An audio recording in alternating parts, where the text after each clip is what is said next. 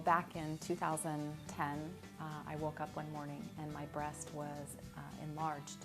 It was very lumpy and bumpy and kind of reddish. So I knew instinctively that something was really wrong. I called the doctor's office and I spoke with urgent care actually no, my own doctor, and they suggested I go to urgent care. And when I went in, they took a look at me and they thought maybe I had a breast infection. I was told that there was probably a 98% chance that it was nothing, but they wisely went ahead and scheduled an MRI just in case. So that was the beginning of what turned into inflammatory breast cancer. It was surreal. You know, I went into a whole different medical world.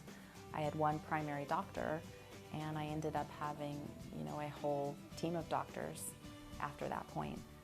So there was definite adjusting to be done. The good thing was everybody that I came across was so uplifting and encouraging, and I felt very carried throughout that entire year. It's not like in the movies, you know, it's, and not in my personal opinion. I found it to be, yes, scary, just the nature of the diagnosis.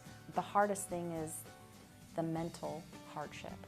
You know, you have to get past that, and some people really struggle with that.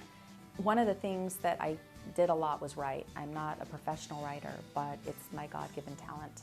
And I had a blog, and I had quite a following actually, and I would talk about my experience, and I would talk about the procedures in a lighthearted way, but also serious as well. And in that process, I started interviewing women, and I had some friends in my personal life and professionally. Here are these women getting diagnosed with these aggressive cancers, young women too. And through the whole medical process, I was seeing some people struggle with rides. I myself had trouble with 2 of my rides. And there really was no way for me to go. You know, I'd tried a couple of avenues and they didn't pan out for me. And I was hearing different people have struggles, and then after I went through treatment and I started having sit-downs with the community, and I had about 400 of them, I would have these discussions about this idea that was blossoming in terms of having a transportation/companionship service that would help cancer patients, that would be devoted to that special niche. And a lot of people were like, my neighbor could have used that, or you know, my wife could have used that. Your needs are deep. You know, it's really important to go to every appointment. They're life-saving appointments. And as I went through that year, the impact was definitely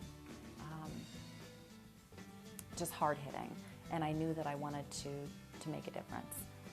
At that point, started to pick people in the community, kind of like handpick my board in terms of their level of compassion that they showed for those meetings and different skill sets that they could bring to the table.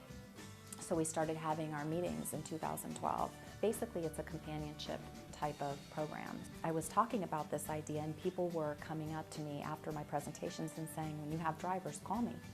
So I had quite a substantial list going of people that wanted to drive for us when we went into pilot mode. So I started making those phone calls and soliciting them to come on board. Everybody says that. They always say, you know, it's so simple. Why didn't somebody think of this? I love that people say that, and I love that it's simple. If things become too complicated, they have a tendency to get convoluted, you know, and the simpler the better. And I think that's part of the attraction. I feel very blessed, and I feel very carried.